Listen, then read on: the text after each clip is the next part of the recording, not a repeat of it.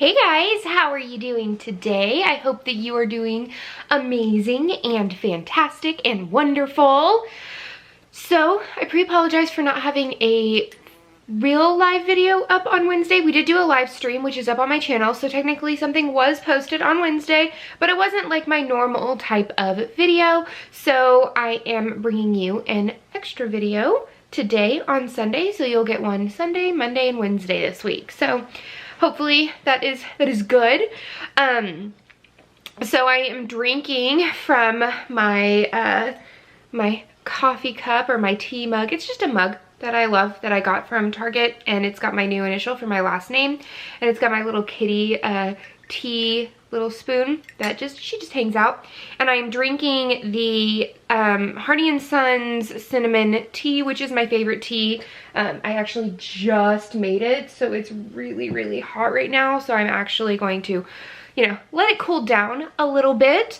But I hope that you guys have had a really good weekend. I had a really good weekend. My friend Kathryn and I, she is the head librarian at the library for my district at the high school, and she was like, hey, do you want to go to the Oklahoma Teen Book Con convention in Norman? It was at the University of Oklahoma, OU, for those that that know like the short ones, like OU, OSU kind of thing. But it was at OU, and so we drove down early in the morning. I got to our house at like 7:30, and we just spent the day among our people, bookish type of people and everything like that. I will cut in clips here and there of different sessions that we sat in. Here is the front of the place that we were at and a little bit about it.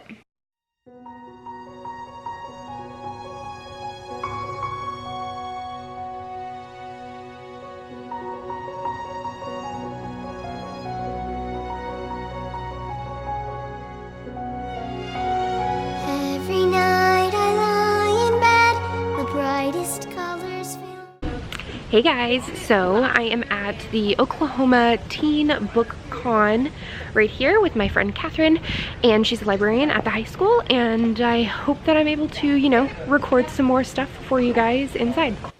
So, you're back. Hi. How you doing? So the very first, it sort of had like sessions. So it wasn't like a big huge like the book con in New York or anything like that, but it was sessions with really awesome authors. The first one that we went to was The Strangest Things We Learned, and it's find out the strange and interesting facts about authors learned when writing stories based on true events. So it was sort of a non-fiction, which I really thought was interesting. One of the authors there, she writes nothing but about lady pirates, and then the other one wrote the biography of Steve Jobs, and wrote, her newest one is a book about Bonnie and Clyde. And so here's the clip from that one. Of all the facts and all the pieces. So would you share a little bit about your system for tracking as you're researching, and how you decide what goes into your novel, how do you decide what's going to stay out? Post-it notes.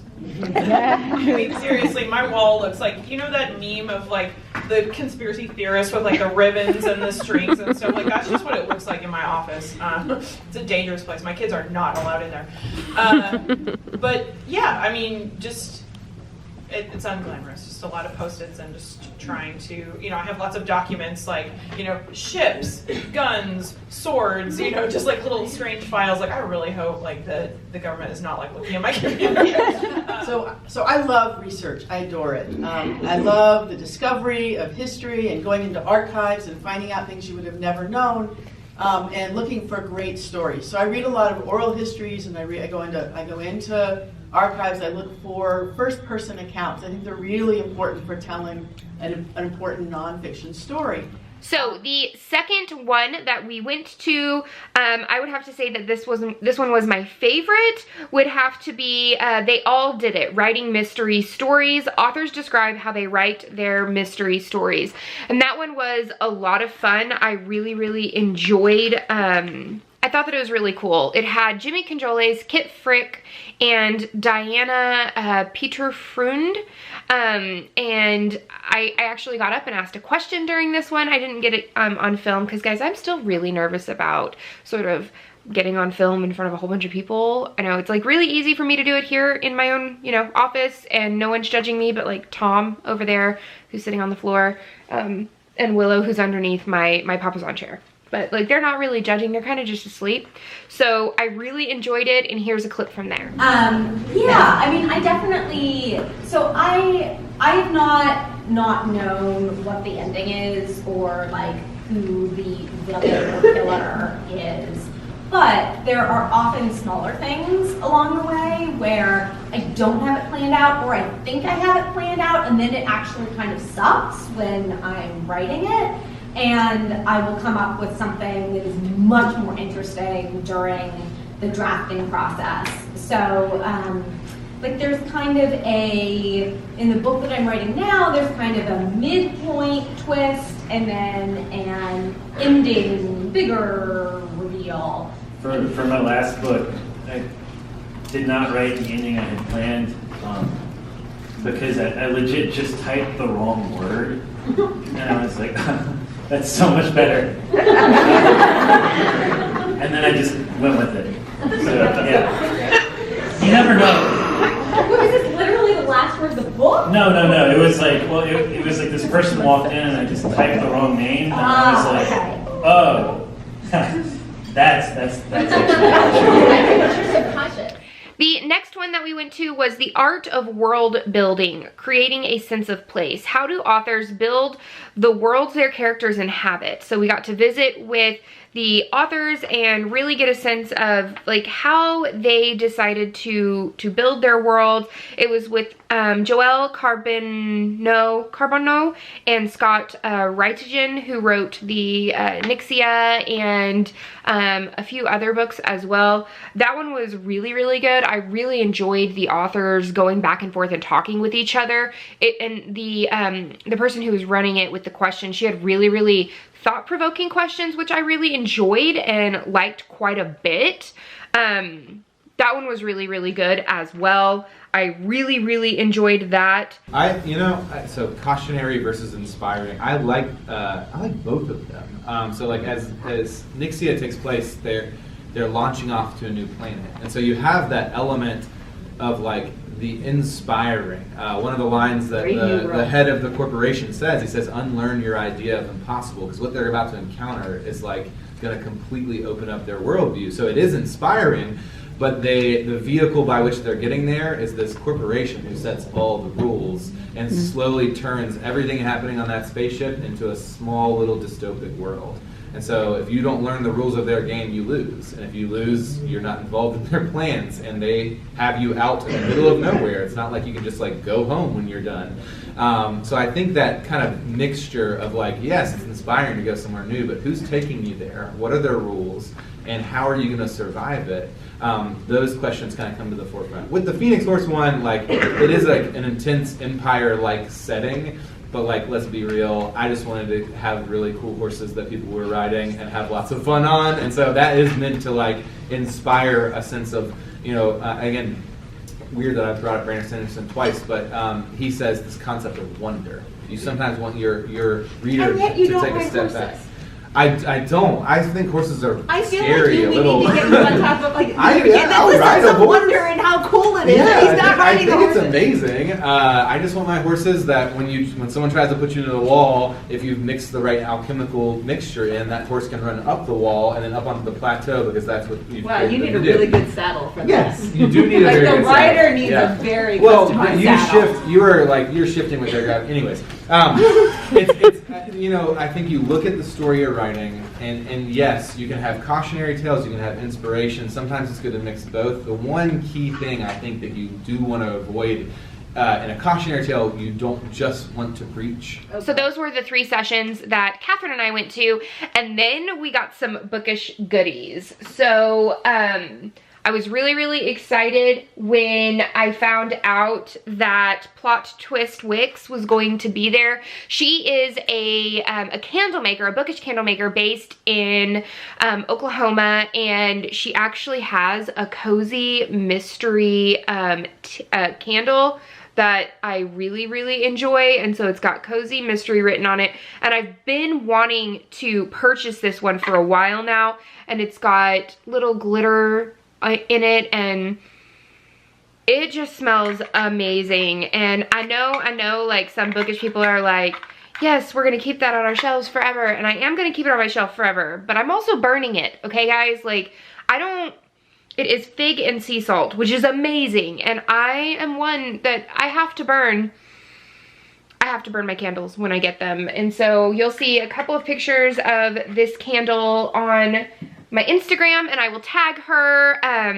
I'll put the link to her page down below as well. You should go and follow her. She's absolutely fantastic. They also had a 3D machine, and I got this little keychain that says read. It is super, super cute, and they were giving it away for free, and it was just so awesome of them. They totally did not have to do that.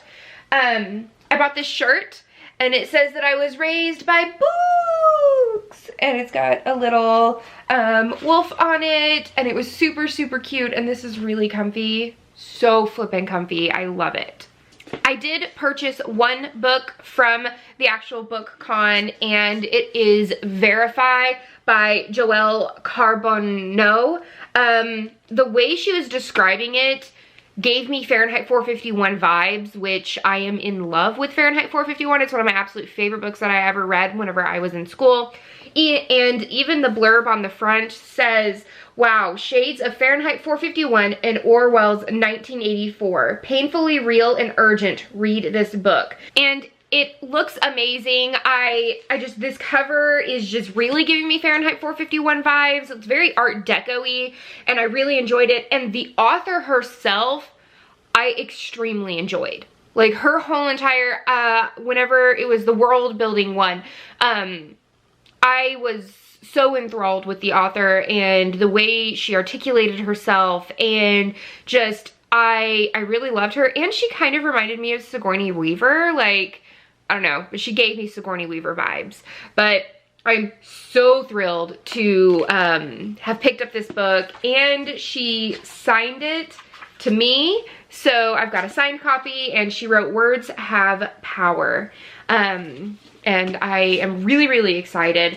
After we went to the book con, Kathryn asked me if I had ever been to Half Price Books, which in Tulsa, we don't have Half Price Books. So it's like a used bookstore, but it also has new books as well. The closest thing that I think that we could possibly say that we have of that here in Tulsa is Gardner's Used Bookstore, but I love both places now. So I got these 4 books for $12. So it really is half price of what the original price would be. So the first 2 books that I got were A Geek Girl's Guide to Arsenic and A Geek Girl's Guide to Justice. This is the Geek Girl Mystery Series by Julie and Lindsay, and I have never heard of this series before. These are the second and third book in the series. I actually went on Amazon and I was like, okay, I'm glad that I got these, but you guys know me. I have to start at the very beginning of a series. So I went and I looked on Amazon, and they actually had the first book on Kindle for $1.99. So I was like, it's $1.99. If I don't like it, that's fine. Even if you add up everything that I paid for these 2 plus the $1.99, it barely makes it over what I would have originally bought one book for. So I thought that that was willing to take a chance on that. So I bought these 2 books, and I just love the covers. They are just, I don't know, again, Art Deco-y, and I just like the simplisticness of the covers really, really get me. They're really good. I then got The Mysterious Benedict's Society by Trenton Lee Stewart. Kathryn was telling me that this book is sort of middle grade or upper elementary's version of like a cozy mystery. And it looked really, really cute. And I I was like, you know what? I really wanted to dive deeper into this because I've had multiple people ask me how, like, if there's cozy mysteries for kids and what their cozy mysteries for kids would be. And it was in really, really good condition. I don't have any breakings in the spine, which you guys know that when I read a book, I don't break the spine at all. So I was really happy about that. And then both Kathryn and I got this book here, The Accidental Further Adventures of the 100-Year-Old Man by Jonason. And I really, really like the idea about this. It says he's back, even older, even funnier. And it's just about this guy who is waiting for his 101st birthday party to begin when someone manages to break the lever, and before they know it, up they go, far above the Indian Ocean, and he's just going on all of these adventures, and it just looks really, really good, and I really enjoyed the cover, and so I'm super excited that we picked this up. So, I know, I haven't even taken a sip of my tea, and this video is already a gajillion minutes long. It's so perfect. So I really, really hope that you enjoyed this. If you ever have a chance to come to Oklahoma, I know that they said that they're going to try for 2021 doing the Oklahoma Teen Book Con. So it's an every other year event, or so they're trying. But I really, really enjoyed it. You guys should go and look out in your own state and see if there's any book cons or different things like that that you would go to.